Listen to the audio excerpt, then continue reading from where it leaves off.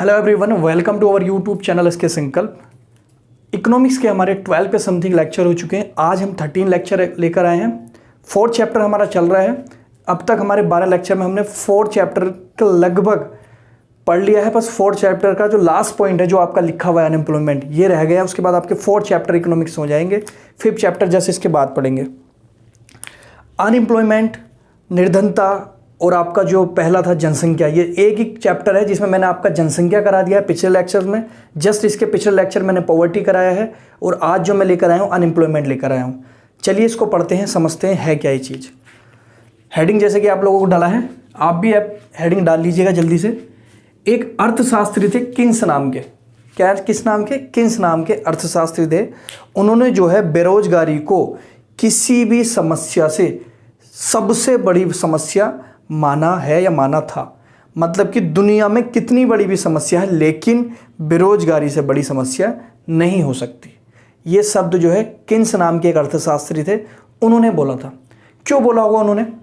अगर कोई व्यक्ति बेरोजगार है, अनएम्प्लॉयमेंट है, इट मीन्स उसके पास रोजगार नहीं है, इट मीन्स उसके पास आय का कोई स्रोत नहीं है, इनकम नहीं है।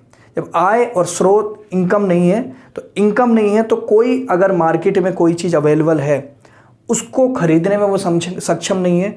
और जब वो खरीदने में सक्षम नहीं है तो वो उस स्थिति में बिकेगा नहीं, और जब वो बिकेगा नहीं तो किसी देश में जो है इकोनॉमिकल एक्टिविटीज़ जो होती है, जिससे देश बूम करता है, वो ऊपर की तरफ आता है, बढ़कर विकास होता है, वो नहीं हो पाएगा। फॉर एग्जाम्पल, किसी देश में बेरोजगार की संख्या बहुत ज़्यादा है, भारत को ही ले लो आप, किसी को क्या लेने की ज़रूरत है। भारत में अगर बेरोजगारी बहुत ज़्यादा है, इट मीन्स लोगों के पास इनकम नहीं है, रोजगार नहीं है, कुछ भी खरीद नहीं पाएंगे, कुछ भी सेवाएं नहीं ले पाएंगे, कुछ भी आपका उपभोग नहीं कर पाएंगे। जब ये सारी चीज़ नहीं कर पाएंगे तो वो जो इंडस्ट्रियल एक्टिविटी जो होती है, औद्योगिक एक्टिविटी, जो उद्योगों में बनने वाली चीज़ें हैं, वो आप खरीद नहीं पाओगे, परचेस नहीं कर पाओगे। तो उद्योग में जब कोई चीज़ बन रही है तो आप मुझे बताओ वो बन रही है क्यों? क्योंकि डिमांड है।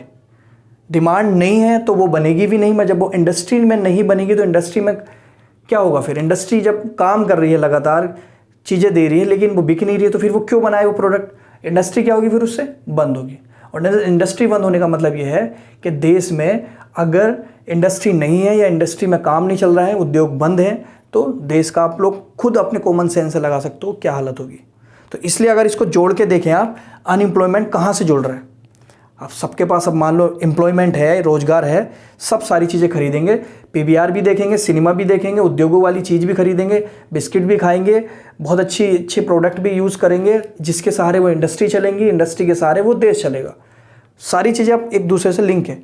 क्यों? इंडस्ट्री से क्या चलता है? जब इंडस्ट्री अगर कोई चीज़ बना रही है तो उसमें जो है रॉ मटेरियल जो होता है वो किसानों का लगता है।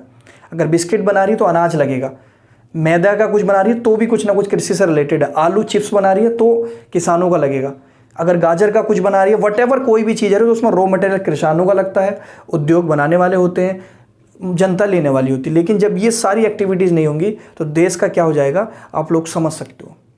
तो मैं ये कह रहा हूँ, या किन्स ये बात कह रहे थे जो अर्थशास्त्री थे, कि देश में या किसी भी समस्या से सबसे बड़ी समस्या जो है आपकी, वो आपकी क्या है? बेरोजगारी है। ठीक है, सबसे बड़ी समस्या, कोई भी समस्या हो लेकिन इससे बड़ी कुछ नहीं है, क्योंकि पूरा देश कोलैप्स कर जाता है इस स्थिति में। अनएम्प्लॉयमेंट, बेरोजगारी की डेफिनेशन समझ लेते हैं। डेफिनेशन क्या है? पहले हम इसको समझाता हूं कि पढ़ेंगे क्या क्या, जैसे कि हम हर उसमें देखते आ रहे हैं। पहले पढ़ेंगे हम परिभाषा, ठीक है, डेफिनेशन। फिर वही आपके इसके टाइप देखेंगे, किसके?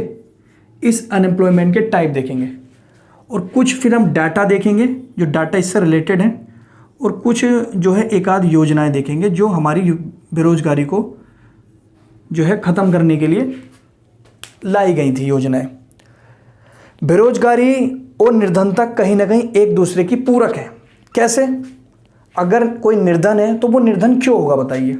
वो निर्धन तभी होगा जब उसके पास रोजगार नहीं होगा, मतलब कि वो बेरोजगार होगा। तो बेरोजगार और निर्धनता एक दूसरे के पूरक है। अगर कोई निर्धन नहीं है तो इसका मतलब यह है कि वो बेरोजगार नहीं है, तभी वो निर्धन नहीं है। अगर बेरोजगार होगा तो निर्धन होगा। क्यों? क्योंकि रोजगार मिलने से तो कोई अमीर होगा, कोई घर में तो पैसा उग नहीं रहा है। समझ रहे ना आप क्या मैं कहना चाह रहा हूँ? तो इसलिए जो है ये सारी चीज़ें हम समझने की कोशिश करेंगे क्या क्या है। परिभाषा समझ लेते हैं, बेरोजगारी की होती क्या है, ठीक है, वो समझते हैं। तो सिंपल वर्ड में समझेंगे, जैसे मैंने आपसे प्रॉमिस किया था कि इकोनॉमिक्स को हम बहुत हल्के अंदाज में पढ़ेंगे।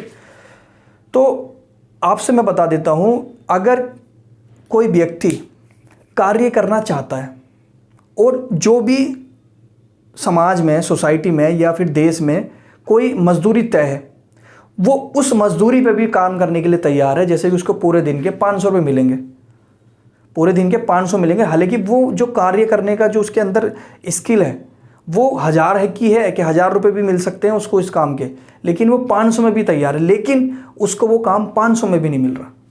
तो इट मीन्स क्या है, बेरोजगारी बहुत है। क्या है, बेरोजगारी बहुत है। मतलब कि उत्पादन की शक्ति उसके अंदर है और वो करने के लिए तैयार है, जो भी मजदूरी चल रही है उसके बाद स्टिल उसको वो काम नहीं मिल रहा है। इट मीन्स बेरोजगारी बहुत ज़्यादा है, या बेरोजगारी है, या वो बेरोजगार है। तो परिभाषा में आपने एक छोटी सी मैंने एक डेफिनेशन दी है, आप अपने शब्दों में इसको प्लीज़ उतार लीजिएगा। आगे की तरफ सिलसिला बढ़ाते हैं, टाइप्स ऑफ इकोनॉमिक्स। ये थोड़ा ब्रॉड है, इसको थोड़ा सा हल्के से समझेंगे। टाइप्स का मतलब होता है प्रकार। किसके प्रकार? बेरोजगारी के प्रकार। ये बहुत सारे प्रकार होते हैं, इसलिए इनको समझते हैं। पहले प्रकार में जो आएगा आपका, 2 मैं टाइप ले लेता हूं। एक आपका होता है वॉलंटरी, ठीक है, अनएम्प्लॉयमेंट, इसकी फुल फॉर्म आप खुद लिख लीजिएगा। एक होता है इनवॉलंटरी,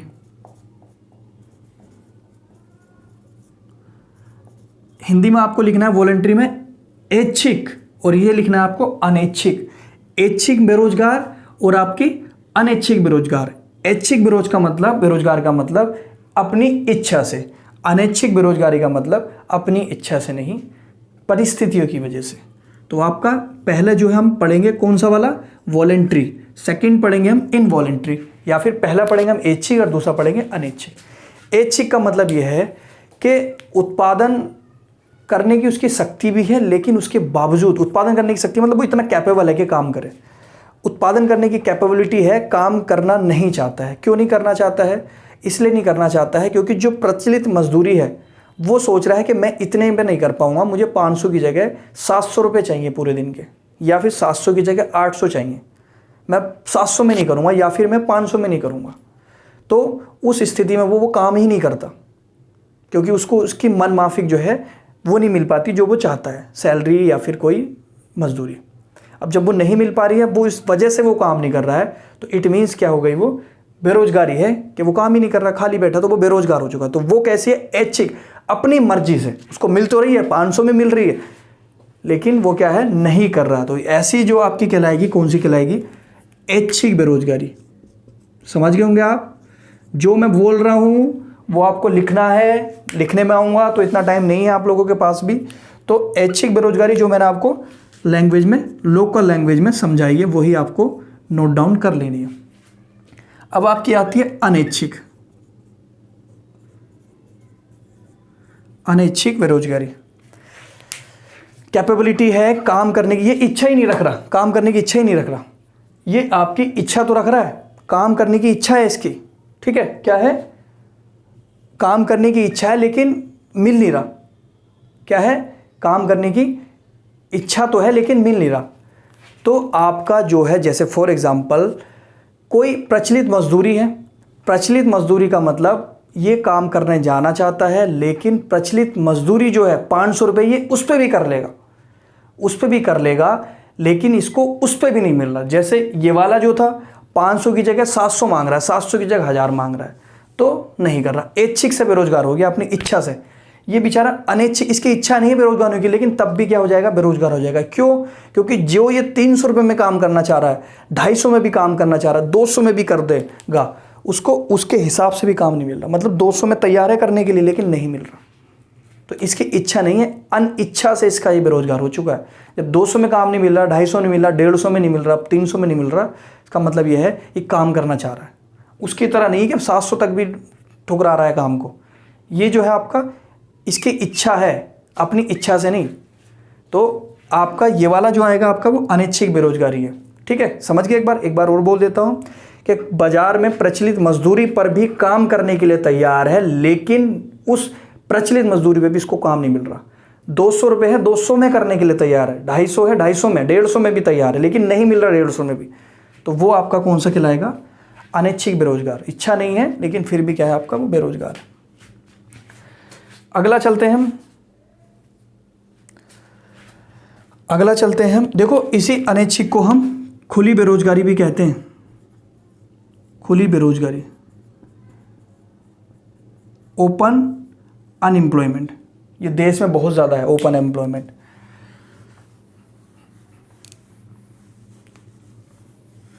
अगला जो है इसी का, अभी और भी टाइप, ये 2 टाइप हमने ओनली देखे हैं। अब हम देखेंगे कृषि क्षेत्र में जो बेरोजगारी पाई जाती, कृषि क्षेत्र में, एग्रीकल्चर रीजन में या सेक्टर में जो आपकी बेरोजगारी पाई जाती है, वो 2 तरह की देखेंगे। वो किस तरीके की? पहली हम देखेंगे मौसमी,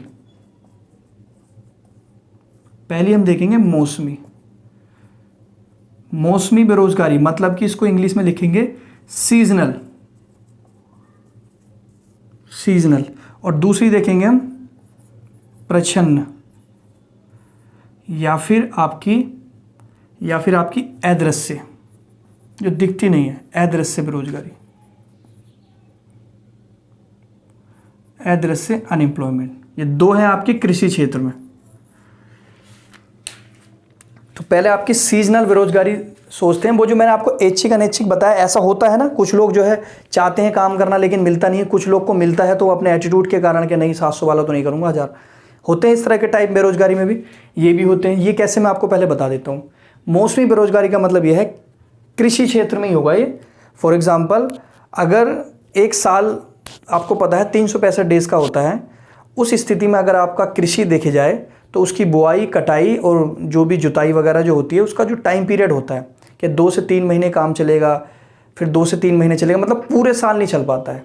आपको पता है किसानी पूरे साल तो नहीं चलती है ना, कुछ टाइम चलती है, जब बुआई, कटाई और जुताई होती है उसी टाइम पर ये चल पाती है, और उसी टाइम पर जो है कृषक लोग इसमें लगेंगे, ठीक है। उसके अदर वो नहीं कर पाते हैं, है ही नहीं कोई इकोनॉमिकल एक्टिविटी करने के लिए उनके पास।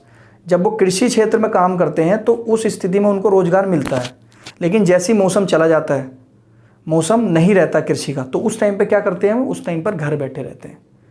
तो घर बैठने की स्थिति में वो सीजनल स्थिति में क्या है, उनको जो है रोजगार नहीं मिलता। तो आपका ये मौसमी बेरोजगारी है। कृषि है तो करते हैं, लेकिन जब सीजन नहीं है तो क्या है, सीजन नहीं है तो वो बेरोजगार है। तो ये आपकी सीजनल बेरोजगारी मिल जाएगी, क्योंकि किसानी पूरे साल नहीं होती है लगातार, कुछ टाइम होती है, उस टाइम तो कर देते हैं, लेकिन जिस टाइम सीजन नहीं है तो वो ऐसी कैसी बेरोजगारी कहलाएगी, आपकी सीजनल बेरोजगारी कहलाएगी, ठीक है। सीजनल अनएम्प्लॉयमेंट कृषि से संबंधित हो गई ना। एक हो गई आपकी प्रच्छन्न, अदृश्य, हाइड बेरोजगारी है, हाइड अनएम्प्लॉयमेंट, जो दिखता नहीं है। फॉर एग्जाम्पल, कृषि से रिलेटेड ही देखते हैं। जैसे मेरे यहाँ मेरी ज़मीन है, वो मैंने आपकी मोटा मोटा 5 एकड़ मान ली, या चलो कम एकड़ मान लेते, उस एग्जाम्पल और सटीक समझेंगे। 1 एकड़ है और काम करने वाले सदस्य जो है उसमें 5 हैं, ठीक है। लेकिन अगर आप जनरल परसेप्शन देखेंगे तो 1 एकड़ ज़मीन में कार्य करने के लिए जो है 2 सदस्य इनफ है। 2 सदस्य इनफ है कि मतलब उस 1 एकड़ की ज़मीन पर 2 लोग भी जो है कृषि उसी रेशियो में कर सकते हैं, लेकिन लगे कितने हैं, 5। अब 5 को ये लग रहा है कि हम 5 के 5 क्या कर रहे हैं, कृषि कर रहे हैं, मतलब कि हमारे पास रोजगार है, हम बेरोजगार नहीं है। लेकिन अगर देखा जाए तो वो 2 भी इनफ है, जो 5 लगे हुए हैं वो एक्स्ट्रा है, लेकिन उनको पता नहीं चल रहा। उनको लग रहा है कि हम क्या है, रोजगार हमको मिला, हम तो किसानी में लगे हुए हैं भाई। लेकिन उनको ये नहीं पता कि उन 2 के बाद अगर ऊपर के 3 हटा दिए जाएं तो जो उत्पादन होना था उस कृषि में, उस पर ज़रा भी इफेक्ट नहीं पड़ेगा, निगेटिव इम्पैक्ट ज़रा भी नहीं आएगा उन 3 को हटाने के बाद। लगाओ हटाओ कोई फ़र्क नहीं पड़ रहा। तो ऐसे लोगों को क्या है, एक तरीके से लगता है कि हम रोजगार में हैं, लेकिन वो बेरोजगार है, दिखाया जा रहा है या दिखता ऐसा है कि वो भी तो लगे हुए हैं यार। लेकिन जब 2 से काम हो रहा है तो 5 की या 10 की क्या ज़रूरत है। तो ये बेरोजगारी आपको दिखेगी नहीं, क्योंकि वो लग रहा है उन्हें काम कर रहे हैं भाई हम तो ये आपकी प्रच्छन्न, अदृश्य, हाइड, विजुअल नहीं, मतलब कि विजुअल ही नहीं होती है। तो ऐसे किसानों में होता है, घर के पूरा किसान में लगे हुए हैं, जबकि 1 या 2 के सदस्य की पूरी जो है आपकी ज़रूरत है, वहाँ पे नीड है, 5 क्यों लगे हैं। तो ये आपकी कौन सी हो गई, प्रच्छन्न, अदृश्य बेरोजगारी, ठीक है। तो 2 ये दूसरा टाइप समझ गया ना। अब आगे की तरफ देखते हैं तीसरा टाइप, विकसित देशों में चलती है अगली जो मैं बता रहा हूं आपको। कहां चलती है, विकसित।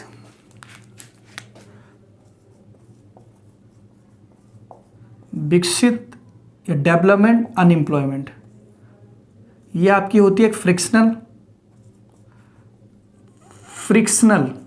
घर्षण जिसको बोलते हैं, फ्रिक्शनल अनएम्प्लॉयमेंट, और एक आपका है साइक्लिक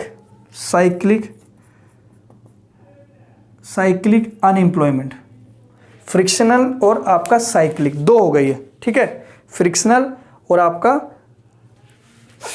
साइक्लिक। ये विकसित क्षेत्र में है, कृषि वाला आपका हो सकता है भारत में, लेकिन ये वाला नहीं होगा, ये तो कहीं ना कहीं आपका वहीं होगा विकसित देशों में। तो ये कैसा है इसको समझ लेते हैं, दो तरह का और है। फ्रिक्शनल का मतलब ये है कि कोई व्यक्ति, जैसे मैं ही किसी कंपनी में काम कर रहा हूँ, उस कंपनी में काम करते करते जो है वहाँ पे जो है काम जो है मैं हट चुका हूँ, वहाँ पे स्थिति मेरी समझ में नहीं आ रही, या फिर काम उस तरीके की रेशियो में नहीं आ रहा, तो मैंने वहाँ पे काम छोड़ दिया।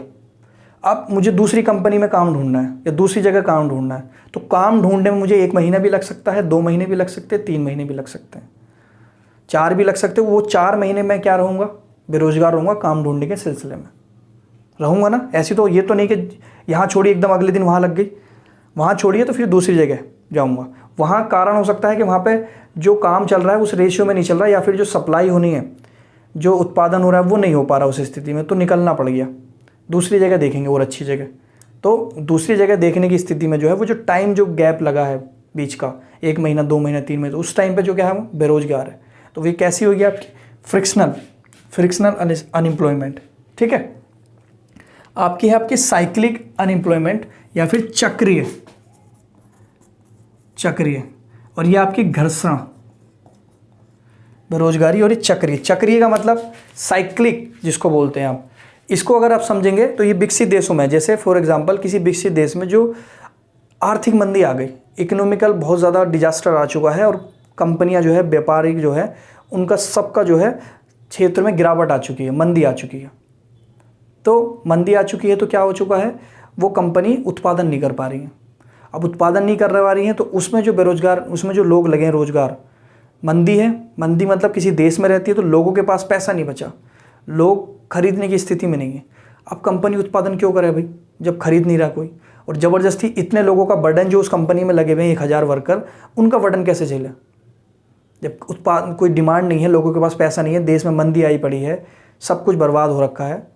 तो उस स्थिति में क्या है, उत्पादन करके क्या फ़ायदा, या फिर उत्पादन जो कंपनी में लगे हुए हैं वर्कर 1000, उनको क्या किया जाए, उनका कैसे किया जाए, इतना तो काम भी नहीं है जितने वर्कर हैं, तो उनको क्या करेंगे, छटनी की जाएगी मंदी के कारण, वैश्विक मंदी के कारण, आर्थिक मंदी के कारण। तो उन छटनी में अगर 1000 वर्कर है तो उनको कितना कर दिया जाएगा, 500 कर दिया जाएगा, तो 500 क्या हो जाएंगे, बेरोजगार हो जाएंगे। लेकिन जैसे ही फिर आर्थिक मंदी से उभरेगा देश, या फिर उत्पादन की गति बढ़ेगी, उत्पादन का मतलब जो कंपनी काम होना है, जो भी प्रोडक्ट बनते हैं वो फिर से बनने लगेंगे, फिर से खुशी आएंगी, या फिर खुद से आपकी इकोनॉमी जो बूस्ट करेगी। उस स्थिति में जैसी इकोनॉमी बूस्ट करेगी फिर आपका उनको बुलाया जाएगा, फिर उनको रोज़गार मिलेगा। तो ये आपकी साइक्लिक प्रक्रिया है। जब आपकी आर्थिक मंदी आएगी तो ये उनको बेरोजगार हो जाएंगे वो, और जब ये आर्थिक मंदी से उभरेगा, मतलब कि उत्पादन बढ़ेगा, हर चीज़ बढ़ेगी, उत्पादन बढ़ेगा, उपभोग बढ़ेगा, ये सारी चीज़ें बढ़ेंगी, तो फिर से आपका क्या हो जाएगा, फिर से उनको रोज़गार मिल जाएगा। तो साइक्लिक प्रक्रिया है, आपका घूमता रहेगा पहिया। तो आपको ये विकसित क्षेत्र के 2 पैमाने समझ में आ गए। आपने अभी तक कितनी पढ़ ली है, आपने पढ़ी है आपकी एक ऐच्छिक अनैच्छिक, मतलब कि आपकी वॉलेंट्री इनवॉलेंट्री, और आपका दूसरा पढ़ा है आपने फ्रिक्शनल, और आपका उसी के साथ एक और पढ़ा है, सॉरी फ्रिक्शनल और साइक्लिक। उसमें आपने पढ़ा है जो कृषि वाला था, सीजनल वाला, ठीक है, सीजनल पढ़ा है आपने। और इसी के साथ इसमें आगे भी और टाइप्स हैं, ठीक है, बाकी मैं आपको बता चुका हूँ, और भी टाइप्स हैं, उनको भी देख लेते हैं, क्योंकि ये सारे अगर आप टाइप समझ जाएंगे तो आपको प्रॉब्लम नहीं आएगी, फिर आप किसी भी तरीके की बेरोजगारी का पता लगा सकते हैं।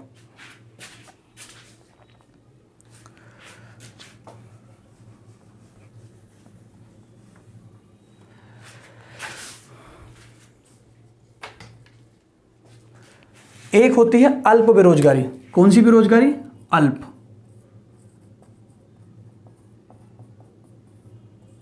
अल्प बेरोजगारी का क्या मतलब है, अल्प टाइम के लिए जो आती है, अल्प टाइम के लिए जो आती है, जो कुछ समय के लिए होती है, ज़्यादा लंबे टाइम के लिए नहीं होती, कुछ समय के लिए होती है, तो वो आपकी अल्प बेरोजगारी है। तो सिंपल है आपका, अल्प बेरोजगारी के कुछ टाइम है, कुछ टाइम नहीं है, ठीक है, कुछ टाइम है कुछ टाइम नहीं है। तो ये तो बहुत नॉर्मल है कि अल्प बेरोजगारी, कुछ समय के लिए आपकी बेरोजगारी आ चुकी है। एक है आपकी जो इम्पोर्टेंट है स्ट्रक्चरल अनएम्प्लॉयमेंट, इसको थोड़ा सुन लीजिएगा, संरचनात्मक बेरोजगारी, इस थोड़ा सा महत्वपूर्ण इसका ज़्यादा है। तो ये आपका आर्थिक विकास पर डिपेंड है।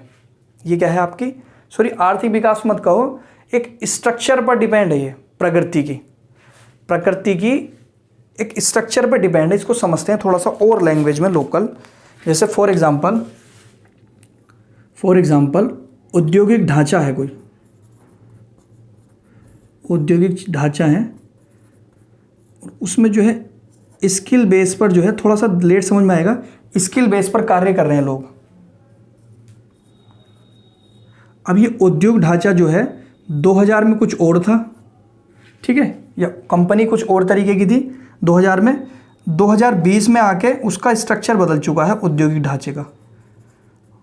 औद्योगिक ढांचा का मतलब जो वो काम कर रही है उसका थोड़ा सा फिगर चेंज हो गया, थोड़ा सा उसका काम करने का तरीका चेंज हो गया। अब मुझे बताओ 2000 में जो वर्कर काम करते थे, जो बहुत ओल्ड होंगे, पुराने होंगे, माइंड सेटअप भी पुराना होगा, या थोड़ा और ऊपर ले लो 1990 ले लो तो आप और ठीक समझ पाएंगे। चलो 1990 ले लो, 2000 में आपको ऐसा ना लगे कि नई पीढ़ी है। तो 1990 में जो वर्कर होंगे वो कहीं ना कहीं 65 के होंगे, 1965 के जन्मे हुए होंगे या 60 के जन्मे गए होंगे। तो उनका काम करने का तरीका, उनका जो IQ लेवल या फिर उनकी जो टेक्नोलॉजी तकनीकी विकास होगा वो थोड़ा सा 2020 के कंपैरिजन में कम होगा। तो कंपनी जो है इन वर्करों को कहीं ना कहीं अब रखने में थोड़ी सी सक्षम नहीं होगी। वो चाहेगी क्या चाहेगी, वो यूथ चाहेगी, युवा चाहेगी, फ्रेश माइंड चाहेगी और एनर्जेटिक चाहेगी, क्योंकि इनकी अब एनर्जी का हरासमेंट हो चुका होगा ऊपर वाले का। नए बंदे जो आएंगे उनमें एनर्जी की एक क्या होगी, भरमार होगी। उस एनर्जी से कंपनी में काम करेंगे तो एनर्जी बूस्ट करेगी। लेकिन जो 1960 का पैदा हुआ हुआ 65 में यार काम कर रहा है 25-30 साल से, तो वो एनर्जी में बहुत ज़्यादा लूज़ कर गया होगा। तो इसको एक और एग्जाम्पल से समझते हैं। जैसे एक तो ये मैंने आपको थोड़ा सा लीक से हटके दिया है, एक मैं बिल्कुल आपका इसी से रिलेटेड बता देता हूँ। ये जो उस टाइम पर जो स्ट्रक्चर थी एक उद्योगों की, उस टाइम पर जो स्ट्रक्चर थी वो स्कूटर चलते थे वहाँ पे, मतलब कि उस उद्योग में स्कूटर बनाए जाते थे। तो जो आपके इसमें जो वर्कर होंगे 1990 में, वो स्कूटर बनाने की शैली से क्या होंगे, परिचित होंगे, या स्कूटर बनाने की मैन्युफैक्चरिंग उनको पता होगी। लेकिन अब मुझे बताओ, अब जो बाइक आ रही है हायाबुसा, अब जो बाइक आ रही है KTM, अब जो आ रही है हार्ले, तो ये जो आपकी हार्ले वगैरह आ रही हैं, तो ये इतनी बड़ी मेजर बाइक, इतनी जो टेक्नोलॉजी से लैस बाइक है, ये लोग बना पाएंगे क्या? जो पिछली टेक्नोलॉजी को जानते थे या पिछली कम टेक्नोलॉजी को जानते थे, वो तो अब वाले जानेंगे ना नई टेक्नोलॉजी को। तो उस स्थिति में इनको जो है बेरोजगार या फिर इनको हटा दिया जाएगा, नए लोगों को लाया जाएगा। तो स्ट्रक्चरल चेंज हो गया, संरचनात्मक अनएम्प्लॉयमेंट कहेंगे इसको, कि जो स्कूटर बनाने वाले थे वो हार्ले नहीं बना सकते हैं, हार्ले डेविड नहीं बना पाएंगे, या फिर हायाबुसा नहीं बना पाएंगे, KTM वगैरह, तो उनको हटा दिया जाएगा। अब जो स्कूटर की डिमांड भी तो नहीं है ना, अब स्कूटर कौन खरीद रहा है, कोई नहीं खरीद रहा, वो स्कूटर ही बनाते हैं, तो उनको रख के क्या फ़ायदा है। इसलिए जो KTM की मांग है, पल्सर की मांग है और बड़ी बड़ी बाइकों की मांग है, तो वो जो बनाएगा उनको रखा जाएगा। तो उस स्थिति में इनको हटा दिया जाएगा। तो वो आपकी स्ट्रक्चरल अनएम्प्लॉयमेंट, मतलब स्ट्रक्चर बदल चुकी है। तो इसलिए क्या है, आपका स्ट्रक्चर अनएम्प्लॉयमेंट हो चुका है। तो इसको भी आप जरूर लिखिएगा, इसको भी रखिएगा, जरूर दिमाग में रखिएगा ये सारी चीज़ें और बनाइएगा अच्छे से। ठीक है, आप लोगों को ये समझ में आ रहा होगा जितना मैं सोच पा रहा हूँ। अच्छी बात, अगर समझ आ रहे हैं तो चलिए। अब जो है टाइप्स हमने बहुत सारे समझ लिए हैं, सारे जो है परिभाषा और टाइप समझने की कोशिश की। अगला हम देखेंगे ये डाटा। कौन सा देखेंगे? डाटा। डाटा देखने के लिए थोड़ा पेज चाहिए, उसके बाद योजनाएं भी देखेंगे।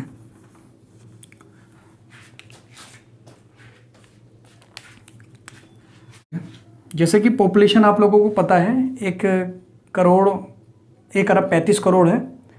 1 अरब 35 करोड़ में हम मोटा मोटा डाटा समझने के लिए आपका 130 करोड़ का डाटा ले लेते हैं, 130 करोड़ का डाटा ले लेते हैं। ठीक है, इसको समझना आपसे, अगर इसको आप समझेंगे तो काफ़ी सारी चीज़ें आप समझेंगे। 130 करोड़ में मैं 73 करोड़ इधर ले लेता हूँ और बचा जो है उधर, बचा हुआ इधर ले लेता हूँ। 57 करोड़ आपका बच रहा होगा, देख लेना आप अगर क्लासिफिकेशन करोगे तो। तो ये वाली जो पॉपुलेशन मान रहा हूँ मैं वर्किंग एज पॉपुलेशन मान रहा हूँ। वर्किंग एज पॉपुलेशन मतलब कि ऐसी एज जिसमें वो काम कर सकते हैं। तो वो एज कौन सी है 73 करोड़ की, वो सुन लीजिएगा।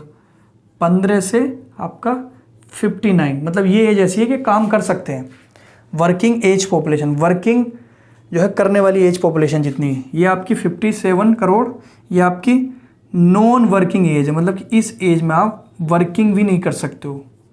बच्चे से आप काम नहीं कराओगे, बहुत छोटा जो है 14 साल। तो ये आपकी क्या है, जो 14 से जो कम है और 59 से जो ज़्यादा हो गए। मोटा मोटा ये देखेंगे ना, 50 to 59 तो इसमें आ गए हैं। बाकी जो है ये 57 करोड़ कौन बचे हैं, जो 15 से नीचे हो या फिर 59 से ज़्यादा हो। 15 से नीचे हो या 14 से नीचे हो या फिर 59 से ज़्यादा हो। जैसे इसको भी क्लियर अगर कर लें, अगर इसको भी थोड़ा सा क्लियर कर लें, क्लासिफिकेशन कर लें, तो 57 में मोटा मोटा 47 करोड़ और ये आपका 10 करोड़, ये आपका जो है एजेड लोग हैं। एजेड 59 से ऊपर वाले। अगर मैं 14 करूं तो ये आपका जो है चाइल्ड है। ये क्या है, चाइल्ड है, मतलब कि 15 से जो कम है, बच्चे हैं। तो ये नॉन वर्किंग एज में आप 10 साल 11 साल के बच्चे से काम 12-13 के बच्चे से काम नहीं करा सकते। या फिर 60 साल से तो रिटायरमेंट हो जाता, तो उससे ऊपर काम कैसा। 73 करोड़ में जो है जो वर्किंग एज है, इसको भी थोड़ा सा क्लासिफिकेशन कर लेते हैं। ठीक है, इधर 47 तो बचा कितना, 26 बचा। ठीक है, 47 करोड़ और 26 करोड़। ये मैंने क्लासिफिकेशन किस लिए किया है, ये आपके जो हैं वॉलंट्री अनएम्प्लॉयमेंट में आते हैं। वॉलंट्री अनएम्प्लॉयमेंट, ये क्यों लिख रहा हूँ वॉलंट्री अनएम्प्लॉयमेंट, ऐच्छिक बेरोजगार, मतलब कि अपनी इच्छा से बेरोजगार हैं, अपनी इच्छा से बेरोजगार। जैसे फॉर एग्जांपल वुमेन काम नहीं करती हैं, घर में रहती हैं बेचारी। स्टूडेंट, ऐसा इस डाटा के हिसाब से मैं बता रहा हूँ। काम तो बहुत करते हैं वो, लेकिन वो उत्पादन के कार्यों में नहीं लगी होती, जैसे उद्योग वगैरह में। घर में उनकी मेहनत का एक अलग से रहा है दौर। सैल्यूट के लिए बहुत ज़्यादा वैल्यूबल है वो। वुमेन, स्टूडेंट, बेगर, भिखारी जो है वो काम कहाँ करेंगे, अगर भीख मांग रहे हैं तो फिर इसका मतलब काम नहीं करते हैं, भीख मांग रहे हैं। या फिर मॉन्क का मतलब सन्यासी। ठीक है, मॉन्क्स, सन्यासी वगैरह भी आपको पता काम वाम नहीं करते हैं। तो ये आपकी कम से कम 26 करोड़ की पॉपुलेशन है, जिसमें वुमेन भी आ जाती हैं, स्टूडेंट भी आ जाते हैं, वेगर, मॉन्क्स, ये सारी चीज़ें आ जाते हैं। हालांकि ये आपके वर्किंग एज पॉपुलेशन है, वर्किंग कर सकते हैं, लेकिन वॉलंटरी अनएम्प्लॉयमेंट हो चुके हैं, नहीं करते। या फिर हमारे देश का ढांचा स्ट्रक्चर इस तरीके का है कि ये काम नहीं करते हैं। महिलाओं को उस तरीके से नहीं देखा जाता है कि वो उत्पादन कार्य में लगे, वो घर में रहें गृहिणी टाइप में, वो ज़्यादा फेवरेबल माना जाता है भारत में। 47 करोड़ में आपका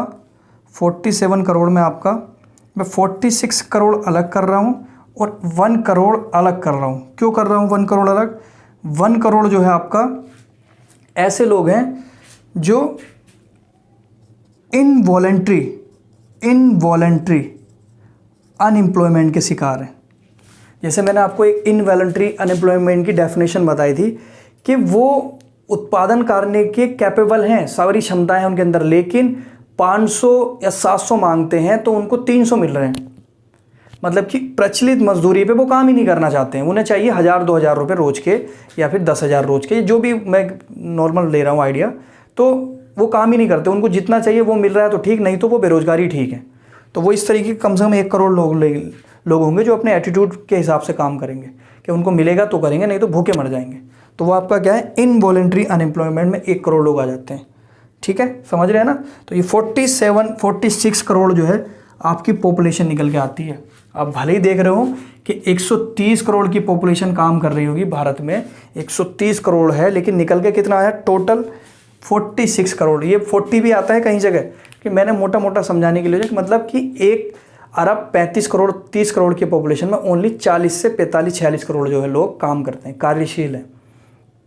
ठीक है, बाकी जो है ऐसे आ जाते हैं, एज्ड में आ गए, कुछ चाइल्ड में आ गए, कुछ जो है वॉलंटरी अनएम्प्लॉयमेंट। मतलब देश का स्ट्रक्चर ऐसा है कि वो इच्छा ही नहीं है उनके काम करने की, अपनी इच्छा से ही बेरोजगार है। वुमेन, स्टूडेंट, बेगर, वो सन्यासी क्यों कमाएगा, भिखारी क्यों कमाएगा, स्टूडेंट जो पढ़ रहा है, और आपका वुमेन तो गृहिणी है, हाउस वाइफ है। इसमें जो 1 करोड़ वो निकल कर आते हैं, जो वही है कि 1000 दोगे तो करूँगा, नहीं तो नहीं करूँगा, 700 में नहीं करूँगा, तो वो आपका इनवॉलंटरी अनएम्प्लॉयमेंट में आ जाते हैं। 46 निकल कर आते हैं, इनको भी क्लासिफिकेशन करेंगे तो 46 का अगर मैं 100% निकालूँ तो 93% जो है और 7%, 93% और 7%, मतलब 46 करोड़ में 93% लोग, मतलब कि 43-44 करोड़ लोग, ऐसा मान लो 43-44 करोड़ कम से कम लोग जो है आपके 43-44 करोड़ कम से कम 93% कह रहा हूँ आपके अनऑर्गेनाइज्ड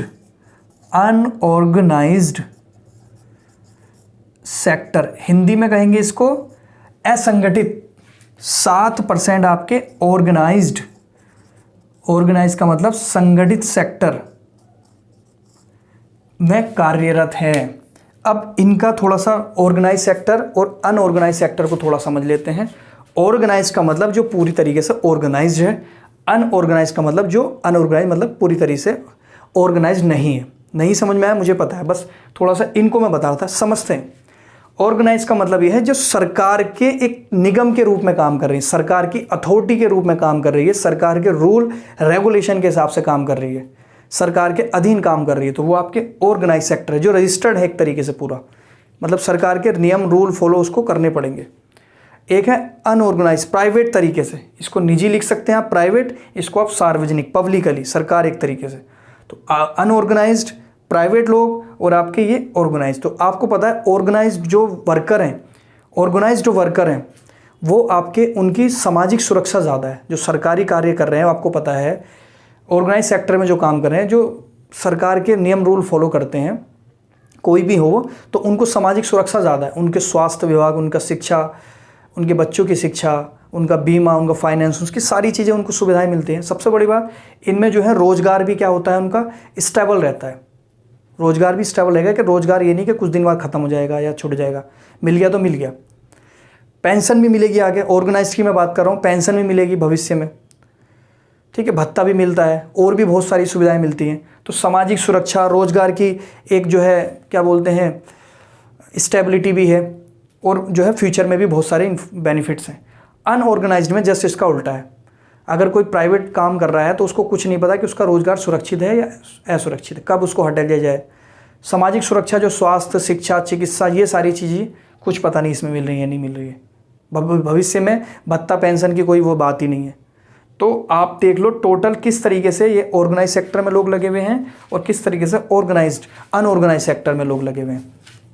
ऑर्गेनाइज्ड और अनऑर्गेनाइज्ड समझ लेना, ही पूरा स्ट्रक्चर आप बना के रखना और अपनी लैंग्वेज इसको देना है आपको, नहीं तो मेरे समझाने के बाद फिर कुछ टाइम भूल जाओगे, पूरा मुझे विश्वास है। तो इस चीज़ को थोड़ा सोचना, अगर नहीं समझ में आए तो कमेंट सेक्शन फिर से मैं बोलूँगा खुला है आपके लिए, आप उसका प्रयोग करना है आपको।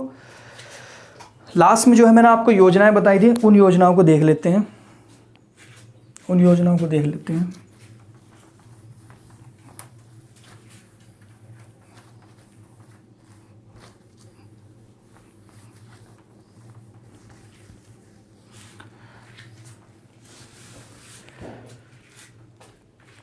योजनाएं बेरोजगारी को दूर करने के लिए। अब मैंने आपको बताया था, स्टार्टिंग में बताया था कि बहुत सारी जो हैं आपकी योजनाएं जो हैं वो गरीबी और बेरोजगारी दोनों को दूर करने के लिए हैं, क्योंकि गरीबी और बेरोजगारी एक दूसरे की पूरक हैं, एक दूसरे से मिले जुले हैं, लगे जुड़े हैं, इसी का दूसरा रूप है। ठीक है, अब इसको समझते हैं। जैसे कि आपको मैंने मनरेगा बताया था, मनरेगा में जो है 100 दिन के काम की गारंटी दी गई थी, 100 दिन के काम की गारंटी दी गई थी। आपको पता है 365 दिन होते हैं, 365 दिन में 50 से 52 जो है रविवार आ जाते हैं, उनकी छुट्टी हो जाती है। कुछ जो है आपके फेस्टिवल्स के छुट्टी हो जाती है, ठीक है, कुछ फेस्टिवल की छुट्टी हो जाती है, और इसी तरीके से टोटल जो निकल के आता है वो 200 दिन काम वाले होते हैं। बाकी जो है इतने दिन ऊपर के काट दिए जाते हैं, बहुत सारे रीज़न से, वो रीज़न डिस्कस नहीं कर रहे हैं। तो 200 में से कम 100 दिन के काम की रोज़गार की गारंटी जो है 2004, 5, 6 में आके वो दी गई थी। 4 से बिल बना था, 5 में पारित, 6 में लागू। ठीक है, तो 6 में आंध्र प्रदेश से वो मनरेगा लागू किया गया था। तो मनरेगा यहाँ नहीं पढ़ेंगे, सिर्फ आपको मैं एक स्कीम बता रहा हूँ, मनरेगा, ठीक है। फरवरी 2006 में इसको लागू किया गया था एपी में, एपी मतलब आंध्र प्रदेश में। आपने मिड डे मील भी सुना होगा, मिड डे मील। मनरेगा का मतलब 100 दिन का आपको रोजगार मिलेगा ही मिलेगा, 100 दिन का आपको सैलरी में आएगी ही आएगी, आप काम करें ना करें रोजगार आपको मिलेगा। आप करो, सरकार करवाए या ना करवाए, 100 दिन तो आपको करना ही है कब मैनेज। मनरेगा तो आप समझ गए होंगे। Midday meal, midday meal का मतलब ये है बीच में जो स्कूलों में जो है आपने देखा होगा और बहुत जगह बहुत लोग देखे भी होंगे जो मिड डे मील का यूज़ कर रहे हैं। स्कूलों में खाना पकता है, दोपहर में बच्चा खाता है। तो जब मिड डे मील की शुरुआत हुई थी 1999 में, तो उस स्थिति में क्या हुआ था, जो है बच्चे ने एडमिशन बहुत ज़्यादा ले लिए थे जो गरीब बच्चे थे पढ़ने के लिए, क्योंकि उनको पता था दोपहर का खाना तो कहाँ हो जाएगा, स्कूल में हो जाएगा। एडमिशन बहुत बड़े थे, बच्चों की प्रेजेंस बहुत बड़ी थी, उपस्थिति बहुत ज़्यादा बढ़ चुकी थी और क्लास में रहने का एक कंटिन्यूटी बहुत ज़्यादा हो चुकी थी। इससे ये फ़ायदा हुआ था। माँ अपने बच्चे का एडमिशन कराती थी, कहती थी वहीं रहना है, खाना मिलेगा दोपहर को, पूरे दिन पढ़ाई करनी है, शाम को खाना, ये सारी बातें। तो मिड डे मील। आपने ये भी सुना होगा प्रधानमंत्री रोजगार योजना, बहुत सुनी होगी। तो रोज़गार क्यों दिया जाएगा, क्योंकि बेरोजगार है, तो प्रधानमंत्री रोजगार योजना। ऐसी बहुत सारी आपकी योजनाएं रही हैं। एकलव्य योजना रही है। स्किल डेवलपमेंट का मतलब कि जो लोग कृषि क्षेत्र में लगे हैं वो स्किल का डेवलप करें और औद्योगिक क्षेत्र में आए, ठीक है। तो औद्योगिक क्षेत्र का विकास होने से एक विकास देश का होता है, कृषि क्षेत्र में विकास होने से इतना विकास नहीं हो पाता है। तो इसलिए जो है मैं आपको योजना ये बता रहा हूँ, ये इतना इसमें पढ़ने के लिए नहीं, बस आपको एक बेरोजगारी के बारे में बताया डाटा थोड़ा सा, ठीक है। तो ये योजना है मनरेगा, मिड डे मील, प्रधानमंत्री रोजगार योजना, एकलव्य योजना और इसी तरीके से स्किल डेवलपमेंट। आपने और भी सुनी होंगी इंडस्ट्री से रिलेटेड, मेड इन इंडिया और आपका मेक इन इंडिया। ये सब क्या है, आपके भारत में रहने वाले बेरोजगारों के लिए रोजगार देने की एक पहल रही है।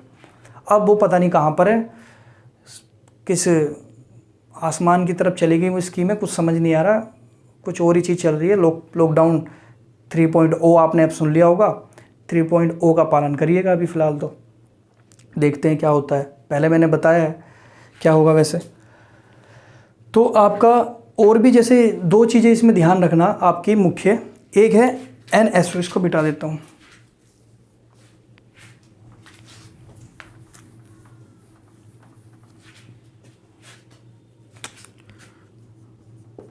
वैसे ही आप ध्यान रखना, सांख्यिकी और या एंड कार्यक्रम मंत्रालय। देखो इसके अंदर 2 विभाग काम करते हैं, ये आपको ज़रूर याद रखने हैं। सेंट्रल स्टैटिस्टिकल ऑर्गेनाइजेशन और आपका ये national sample survey organisation. Central statistical सांख्यिकी organisation, national sample survey organisation, ये इसी के अधीन काम करते थे, इस मंत्रालय के अधीन। इनका जो है आपस में विलय हो चुका है, CSO प्लस NSSO। ये जो है सांख्यिकी की जो अध्ययन होता है उनके आंकड़ों को अपने पास रखता है। अभी नहीं समझ में आएगा लेकिन ध्यान रखना, इसको लिख लो आप ऐसे। NSSO जो है आपका ये सामाजिक आर्थिक सर्वे करता है, जैसे मैंने आपको पहले भी बताया है पिछले लेक्चर में, ये सामाजिक आर्थिक सर्वे करता है।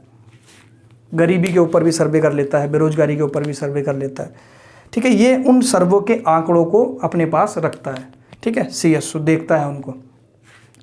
किसके अधीन है, इस मंत्रालय, क्योंकि मिनिस्ट्री एक बड़ी चीज़ है, उसके अंदर विभाग, डिपार्टमेंट, संगठन, ये सारी चीज़ें आती हैं। तो NSSO और CSO को ध्यान रखना, ये सर्वे करता है, ये आंकड़े जो आते हैं सर्वे में उनको संरक्षित या उनको देखता है, ठीक है। तो ये भी आप प्लीज़ रख लेना। आज के लिए सिर्फ इतना रखते हैं। अनएम्प्लॉयमेंट में ख़त्म हो चुका है, नेक्स्ट चैप्टर 5 लेकर आएंगे, वो थोड़ा सा आपके लिए अलग होगा। बहुत थ्योरेटिकल पोर्शन पढ़ लिया आपने, अब कुछ टेक्निकल भी हो जाए, कुछ जो है मैथमेटिकली भी हो जाए, ठीक है। और प्लीज़ पढ़ते रहना, मेहनत करते रहना, बिल्कुल बिना माइंड में निगेटिविटी लाए, सफलता ज़रूर मिल जाएगी अगर आप लगे रहेंगे तो। पेशेंस बहुत ज़्यादा ज़रूरी है, धैर्य अगर आप बनाए रखेंगे तो 100% सफलता मिलेगी। धैर्य पर काम करिएगा, फ़िलहाल तो अभी जो ज़रूरत है धैर्य और पढ़ाई पर काम करिएगा। Thank you so much. आज के लिए सिर्फ इतना ही रखते हैं, कल देखते हैं नया चैप्टर।